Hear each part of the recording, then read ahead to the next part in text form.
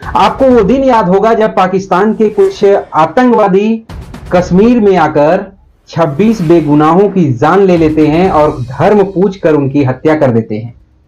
ऐसे में इंडिया के खिलाड़ी और इंडिया की सरकार अपने अपने हिसाब से पाकिस्तान के ऊपर कार्रवाई करती है।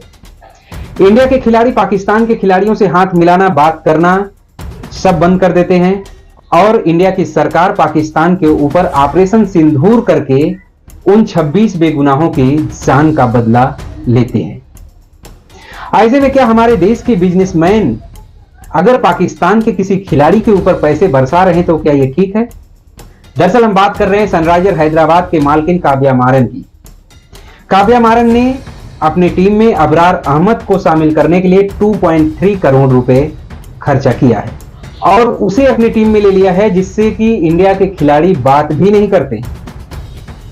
आप सोचकर देखिए कि उनके टीम में अगर इंडिया का कोई खिलाड़ी होगा और वो अबरार अहमद जब विकेट लेगा तो क्या उससे अपनी खुशी जाहिर करते हुए एक दूसरे से हाथ नहीं मिलाएंगे?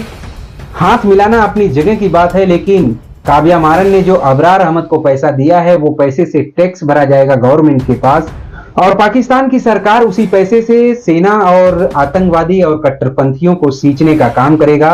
और आज जो 26 लोगों की जान गई है, क्या उनके परिवार खुश रहेंगे? यह जानकर के हमारे देश के बिजनेसमैन क्या कर रहे हैं। हमारे देश के कई बड़े पूर्व खिलाड़ी ने भी इस बात को माना है कि काव्या मारन यानी कि सनराइजर हैदराबाद के जो मालकिन हैं उन्होंने पाकिस्तान के खिलाड़ी को खरीद कर अच्छा नहीं किया। और मुझे ऐसा लगता है कि जब वो टूर्नामेंट चालू होगा उससे पहले ही काव्या मारन अबरार अहमद को लात मारकर बाहर निकाल देंगी और नहीं तो उनको निकालना पड़ेगा। इंडिया से जो पैसा जाता है उसी पैसे से पाकिस्तान की सरकार सेना को सींचता है और वही सेना है, उनकी वो क्रूर सेना है जो रमजान के पवित्र पावन पाक महीने में अफगानिस्तान के हॉस्पिटल पर हमला करके 400 लोगों को मौत के घाट उतार दिया, उन गरीब लोगों की हत्या कर दिया है जो वहां पे इलाज कराने आते हैं, जो अपनी नशा छोड़ने के लिए वहां पर आते हैं। क्या पाकिस्तान के लिए ठीक है?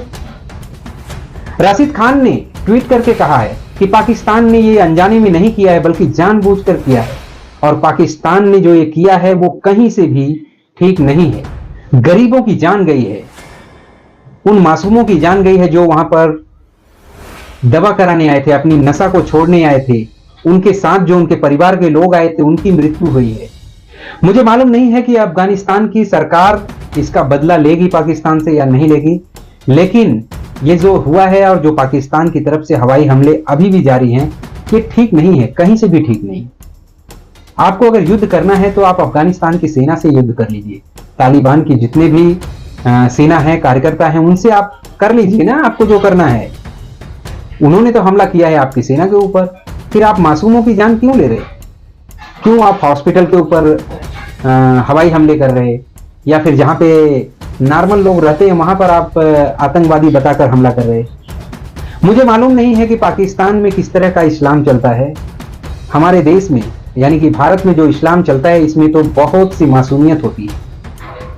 हमारे देश में हमारे कुछ दोस्त हैं जो कहते हैं कि रमजान के महीने में, इस पाक महीने में हम किसी को अशब्द भी नहीं बोल सकते, हमें मीठी भाषा बोलने के लिए हमारा इस्लाम सिखाता है।